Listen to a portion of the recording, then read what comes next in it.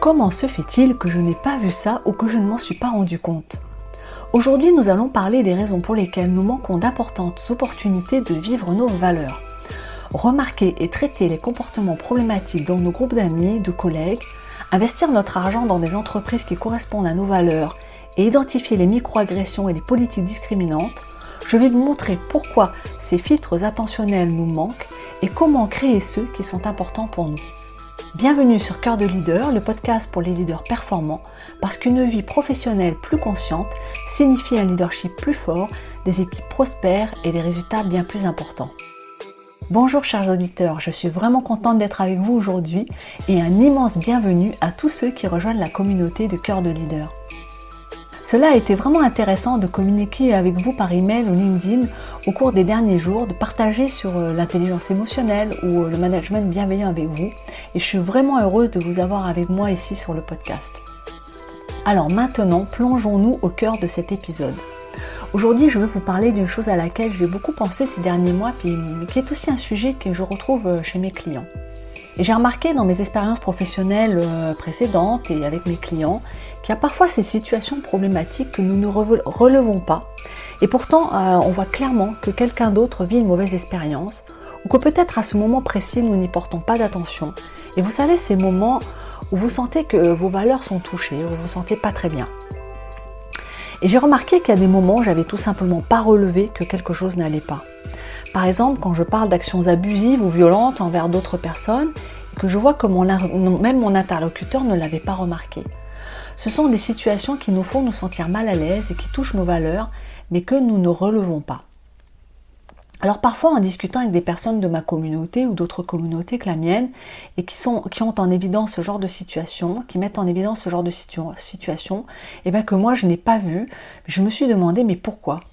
Et quand je regarde en arrière, c'est tellement évident qu'il y a eu des moments, des conversations, des échanges qui auraient dû être des grandes alertes et qui ne l'ont pas été. Alors j'ai essayé de comprendre pourquoi mon cerveau ne s'est pas déclenché à ce moment-là. Et j'ai aussi remarqué qu'en parlant par exemple des micro-agressions, j'ai l'impression de ne pas en voir autant autour de moi que je devrais probablement. Et je pense que je passe à côté de pas mal de situations qui mériteraient qu'on s'y arrête. Ce que je veux dire, c'est que lorsque nous parlons de politiques racistes ou sexistes et que nous les identifions au travail dans nos communautés, il est très clair pour moi qu'il y a des choses que nous avons besoin de regarder de plus près. Qu'est-ce qui fait qu'en dépit des politiques et des déclarations faites par nos responsables avec lesquels nous sommes complètement d'accord, notre cerveau ne se déclenche pas et ne nous dit pas quelque chose ne va pas, cela ne correspond pas à mes valeurs, et ce n'est pas ainsi que je veux voir mon organisation, mon équipe, ou tout simplement la société dans laquelle je vis fonctionner. Ou alors des fois simplement de se dire mais cette politique est vraiment bien intentionnée mais je pense qu'elle ne va pas dans le bon sens. Et je veux que ces choses apparaissent plus fréquemment dans mon cerveau et aussi dans le vôtre. Et un autre exemple qui me vient aussi à l'esprit, c'est la façon de dépenser notre argent. Est-ce que nous prenons des décisions seulement en fonction du côté pratique ou est-ce que nous cherchons à savoir à qui appartiennent ces entreprises et comment elles fonctionnent ? À quoi est-ce que nous pensons vraiment quand nous décidons où nous dépensons notre argent? Bref, toutes ces questions se résument à l'idée des filtres attentionnels. Quelles informations et quelles questions notre cerveau nous présente à un moment donné pendant que nous pensons au monde qui nous entoure? Les filtres sont les questions que notre cerveau utilise pour décider sur quoi et comment porter notre attention et quelles actions cela va induire par la suite. Alors commençons par pourquoi avons-nous ces filtres?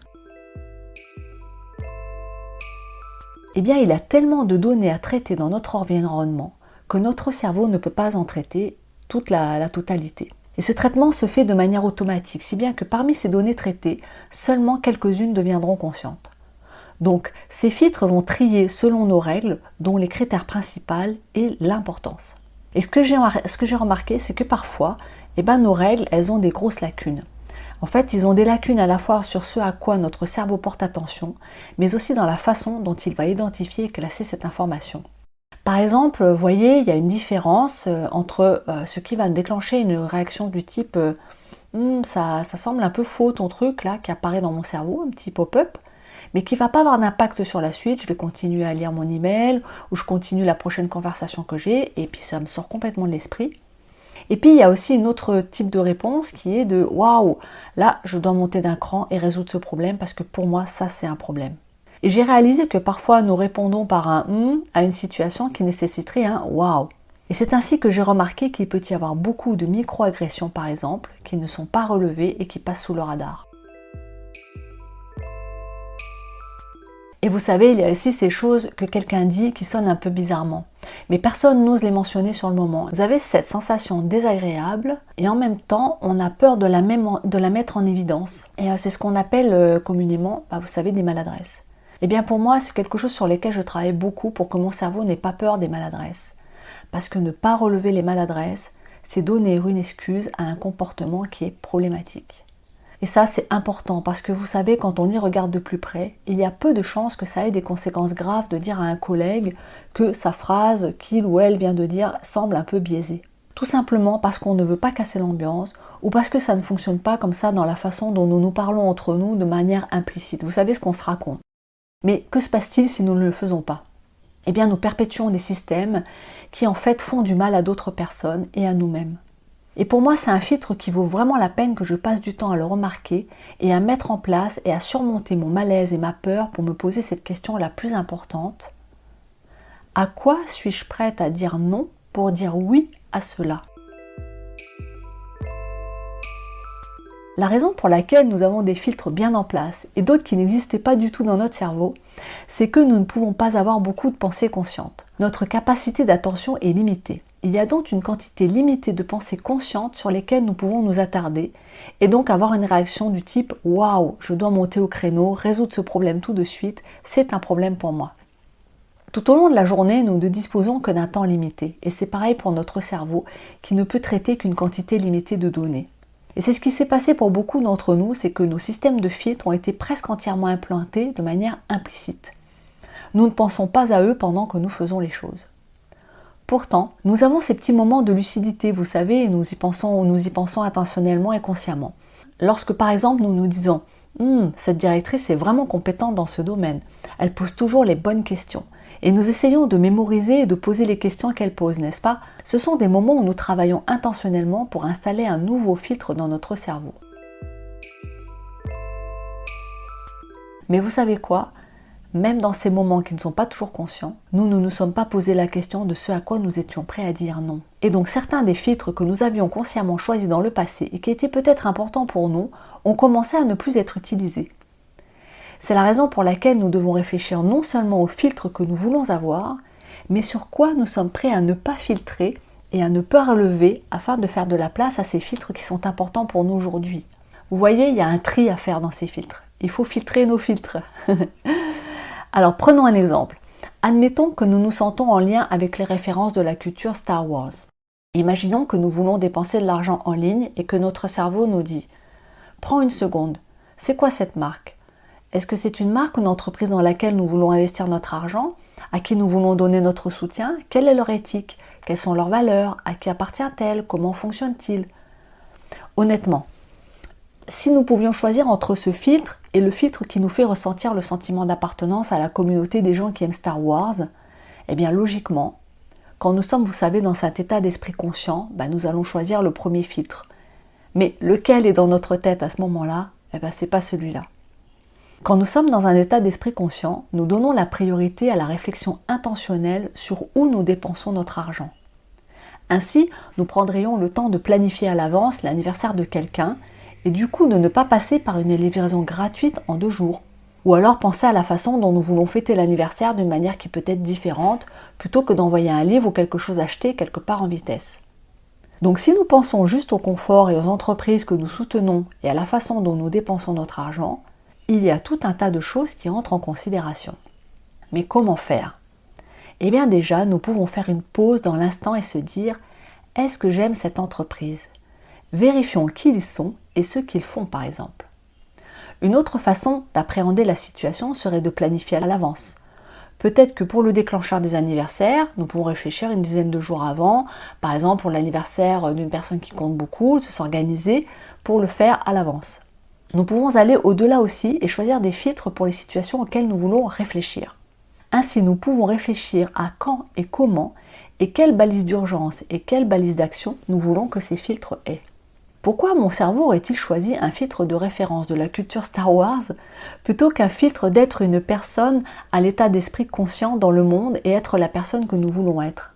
Eh bien, il y a beaucoup de raisons. Et je pense que le principal, c'est souvent que je n'ai pas intentionnellement conservé mes filtres. Et je suppose que pour vous, c'est pareil. Comme je l'ai dit plus tôt, nous nous y mettons un peu quand nous proposons une nouvelle idée géniale ou que nous voulons l'appliquer. Ou quand nous voyons quelqu'un d'autre et que nous voulons être comme lui. Nous espérons que les membres de notre équipe le feront lorsque nous leur enseignerons des nouveaux cadres de réflexion. En fait, lorsque je parle de ce qu'est le travail de base d'un leader, ça consiste en grande partie à aider les membres de notre équipe et les personnes qui nous entourent à trouver de très bons modèles de réflexion qui les aident à affiner leurs filtres. Donc, une des raisons pour lesquelles nous avons peut-être choisi le confort plutôt que la réflexion sur la façon dont nous dépensons notre argent, ou de laisser quelqu'un parler d'actions violentes qu'il a commis contre quelqu'un d'autre, peut-être que cela vient du fait de ne pas y penser et de ne pas le programmer dans ses filtres. Mais il pourrait y avoir une autre raison aussi. Eh bien, l'une des choses qui me viennent à l'esprit, et nous en avons parlé un peu il y a quelques minutes, c'est à quel point je veux prendre la mesure de ce que ces filtres vont m'engager à faire. Est-ce que je veux vraiment que chaque achat pour un simple équipement de cuisine dont j'ai besoin pour réaliser un plat prenne 25 minutes pendant que je vais vérifier chaque magasin dans lequel je pourrais l'acheter et chaque marque qu'il pourrait proposer? Eh bien oui, c'est du travail. Mais je veux vraiment soutenir les entreprises du monde qui comptent pour moi. Et je ne veux vraiment pas injecter de l'argent dans des entreprises auxquelles je ne crois pas et auxquelles je ne fais pas confiance. Alors franchement, si je ne les soutenais pas en mettant mon nom devant leur marque et en m'associant à eux, en tant que client, et que je ne serais pas à l'aise de le faire, est-ce que je peux vraiment leur donner mon argent? Non. Mais est-ce que j'en sais assez sur la plupart de ces entreprises pour prendre ces décisions? Non plus. Donc, je ne voudrais peut-être pas mettre en place ce filtre parce que je ne voudrais peut-être pas être dans une situation où je remarque et je dois prendre une décision consciente sur le fait de consacrer du temps et de l'énergie à faire cette recherche. Et si je regarde un aspect plus évident, par exemple, je remarque quand un collègue dit quelque chose qui est limite définitivement raciste. C'est probablement un problème qui devrait être porté à son attention. Mais si je le remarque maintenant, j'ai cette bataille dans ma tête entre la maladresse et le fait de dire quelque chose, et oui, c'est inconfortable. Et si vous connaissez la triade motivationnelle sur laquelle fonctionne notre cerveau, c'est-à-dire éviter la douleur, eh bien on ne va pas éviter la douleur dans cette situation. 2. Rechercher du plaisir, ça ne va pas nous apporter de plaisir. Et 3. Dépenser un minimum d'énergie. Et en faisant quelque chose de nouveau ou en faisant quelque chose de difficile, mon cerveau ne va pas le catégoriser comme une dépense d'énergie minimale. Alors il suffirait de changer le filtre en quelque chose d'agréable et de simple. Parce que entreprendre quelque chose qui va me mettre dans une situation que j'imagine être gênante, nouvelle et différente, qui ne fait pas encore partie de mes habitudes automatiques, mon cerveau ne va pas être content. Donc si je ne suis pas en train de gérer mes filtres et que je le laisse décider, mon cerveau choisira le plus simple et le plus facile. Mais ce n'est pas la vie que les leaders de cœur veulent créer, et ce n'est pas qui nous voulons être. Nous avons donc examiné 2 raisons pour lesquelles notre cerveau pourrait hésiter à choisir certaines de ces nouveaux filtres. Nous avons examiné notre cerveau en nous disant que ce nouveau filtre n'est pas bon parce qu'il est plus difficile que ce que nous avons fait et qu'il pourrait avoir un impact sur notre survie. Cela aussi pourrait violer la triade motivationnelle, éviter la douleur, rechercher le plaisir et dépenser un minimum d'énergie. Et il y a un troisième, c'est l'appartenance sociale. Lorsque vous mentionnez à quelqu'un d'autre que quelque chose qu'il vient de dire pourrait avoir été raciste, sexiste ou exprimer quelque chose qui choque vos valeurs, quand vous dites quelque chose comme ça, vous risquez de ne plus faire partie de ce groupe. Et que ce soit un risque réel ou non, notre cerveau trouve ce concept si menaçant que même le plus petit soupçon de ne pas être pleinement dans le sentiment d'appartenance est suffisant pour vraiment envoyer des signaux de peur. Et c'est ainsi que votre nouveau filtre pourrait vous mettre dans un endroit où votre cerveau craint que vous ne soyez plus à votre place. Mais qu'en est-il du revers de la médaille de l'appartenance sociale ? Notre cerveau ne veut pas abandonner les filtres qui, selon lui, nous aident à avoir ce sentiment d'appartenance. Donc ces filtres de culture pop Star Wars auxquels je faisais référence tout à l'heure, c'est là que ça devient vraiment important. Quand nous parlons de ce à quoi nous sommes prêts à dire non, quel filtre êtes-vous prêt à laisser tomber afin de faire de la place pour ce qui compte vraiment pour vous ? Eh bien votre cerveau pourrait ne pas être heureux de laisser tomber ce filtre parce que vos amis pourraient vraiment aimer Star Wars.